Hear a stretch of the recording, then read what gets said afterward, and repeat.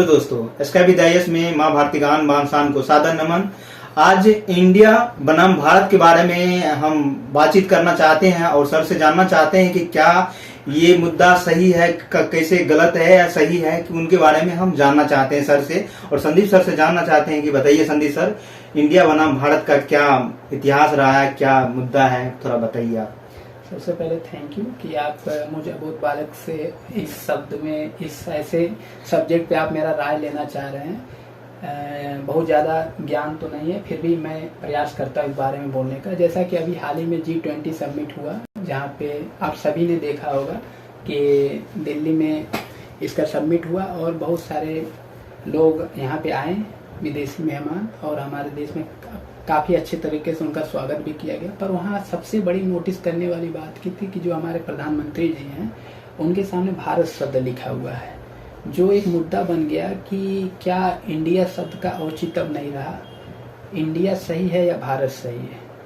तो जैसा कि आप सभी जानते हैं कि आर्टिकल 1 जो कि संविधान का आर्टिकल 1 है, आर्टिकल 1 के 3 सब क्लॉज हैं, जो कि पहला सब क्लॉज जब आप पढ़ेंगे तो उसमें साफ तौर पे लिखा है India that is Bharat shall be A union of state. दूसरा अगर 1 का सब क्लास 2 पढ़ेंगे वहाँ पे लिखा हुआ है कि अनुसूची जो 1 है उसमें जितने भी राज्य क्षेत्र शामिल है वही जो भारत के राज्य और जो भी क्षेत्र होंगे वो होंगे।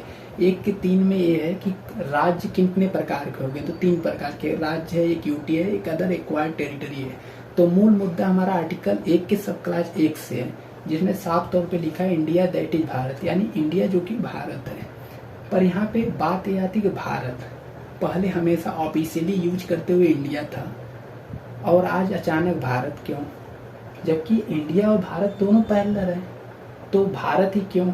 और जब ये संविधान सभा थी, जब उस समय वाद प्रतिवाद हो रहा था कि किस भारत, इस देश का क्या नाम हो, तो वहाँ पे चूंकि हमारे देश कई नाम से जाने जा रहे, आर्यभट्ट भी है, जम्मूद्वीप है, उसके बाद भारत है, हिंदुस्तान है, और इंडिया जो कि ईस्ट इंडिया कंपनी 1599 में जब 15 वर्ष के चार्टर के लिए आया, तभी ईस्ट इंडिया कंपनी से यहाँ का नाम इंडिया, तब से मुझे ऐसा ध्यान आ रहा है कि तभी से इंडिया नाम रहा प्रचलित। उसके पहले इंडिया नाम कोई प्रचलित नहीं रहा होगा। तो एक कंपनी जो भारत में आया, जो लगभग 350 वर्षों तक शासन किया, उस नाम को लेने का कितना औचित्य रहा।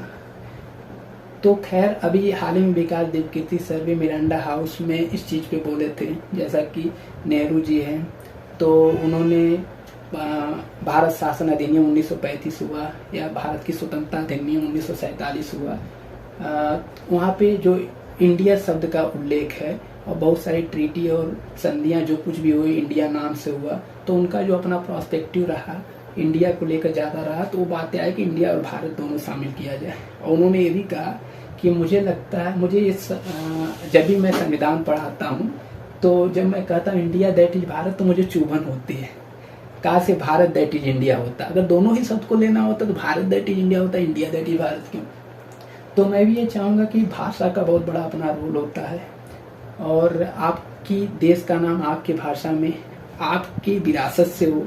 और भारत एक ऋग्वेद में कबीला भी हम पढ़ेंगे तो भारत रहा है, और बड़े बड़े अशोक जैसे साम्राज्य जो कि ब्रिटिश ईस्ट इंडिया कंपनी से 3 गुना क्षेत्र उनका था, जब तब भी भारत रहा। तो भारत का एक अपना, भारत का अगर आप संधि विच्छेद या उसका अर्थ भी निकालेंगे, भा यानी ज्ञान, रत यानी उससे जुड़ा हुआ, ज्ञान से जुड़ा हुआ, तो इसमें एक आत्म फीलिंग आती है, एक अलग तरह का अनुभव होता है, ठीक। तो गौरव का बात होता है। पर मुझे इंडिया से कोई गिला नहीं है, शिकवा नहीं है, पर अब तक क्यों इंडिया को ही ऑफिशियली यूज किया गया, सोचने की बात है। क्यों दोनों को नहीं यूज किया गया।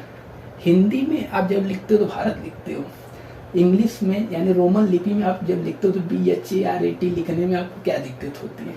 वो भी ठीक है, दोनों लिखो, दोनों का प्रयोग करो, और इसमें कोई डिस्प्यूट की बात नहीं है।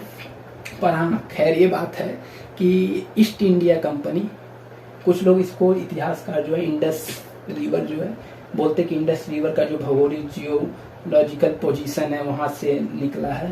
तो मुझे बहुत ज़्यादा इसके बारे में ज्ञान नहीं, पर इतिहास में ऐसा उल्लेख है। पर मुझे जहाँ तक एकदम अंतिम छोर पे जाता हो तो मुझे यही ध्यान आता है कि ईस्ट इंडिया कंपनी आया था और ब्रिटिश के द्वारा नाम दिया गया था। बहुत सारी कंपनियाँ आई थी, पुर्तगाली हैं, डच हैं, फिर आपके फ्रांसीसी आए, सॉरी फ्रांसीसी तो बहुत बाद में आए, पुर्तगाल आए, डच आए, डेनिश आए, ठीक। इस तरीके से सब लोग आए हैं, अपना पुर्तगाली, डच, अंग्रेज, डेनिश, फ्रांसीसी। और तो इसमें आपको समझने की ज़रूरत है कि सभी कंपनी के नाम तो अलग थे, सभी के नाम पे इंडिया क्यों नहीं लगा था। तो अंग्रेज और फ्रांस में लड़ाई हुई, अंग्रेज यहाँ पे मोनोपोली स्थापित किए और अंततः उन्होंने ही जिस कंपनी को स्थापित किए 350 वर्ष तक शासन किए, और आप उन्हीं के नाम को अभी तक ढो रहे हैं। तो खैर हम जब जन्म लिए तो मुझे इंडिया ही सुनते आए, हमें इससे प्यार है, क्योंकि आप किसी के साथ रहते हैं लंबे समय तक तो आपको इससे प्यार हो ही जाता है। तो मुझे इससे कोई गिला या शिकवा नहीं है, लंबे समय तक इसके साथ जीते आए हैं, हमें इसके साथ एक लगाव है। पर अगर आप जब मैंने पढ़ाई शुरू किया, इतिहास पढ़ा, ज्योग्राफी पढ़ा, साइंस पढ़ा, अन्य चीज़ें पढ़ा, तो चीज़ें पता जो चली, हकीकत पे पहुँचा, तो शायद मुझे कहीं ना कहीं लगता है हमारे संविधान निर्माता से थोड़ी सी चूक हो गई। पर कोई बात नहीं, आज नहीं कल वो हो सकता है निहितार्थ राजनीतिक स्वार्थ हो कि हमें कुछ हित मिल जाए, जैसा कि INDIA, जैसा कि हमारा विपक्ष का अलायंस है, उसको थोड़ा सा प्रभावी करने के लिए वर्तमान सरकार का ये फैसला हो सकता है। पर ये जो चीज़ है, जैसा विचार है, वो गलत नहीं है। तो मेरा विचार इसी रूप में है। तो आपका विचार क्या है कि मतलब भारत होना चाहिए? भारत और इंडिया दोनों, जैसा कि संविधान लिखा, इंडिया दैट इज भारत। अगर कोई अमेंड भी करना चाहता तो अगर भारत दैट इज इंडिया कर दे तो मुझे लगता है ज़्यादा अच्छा दिखने में लगेगा, क्योंकि इंडिया जो कि भारत कहने से अच्छा कि भारत जो कि इंडिया, ये ज़्यादा अच्छा लग रहा है। क्या आप चाहेंगे कि मेरी पहचान मुझसे हो या दूसरे से हो? मुझसे ही हो। बिल्कुल, क्योंकि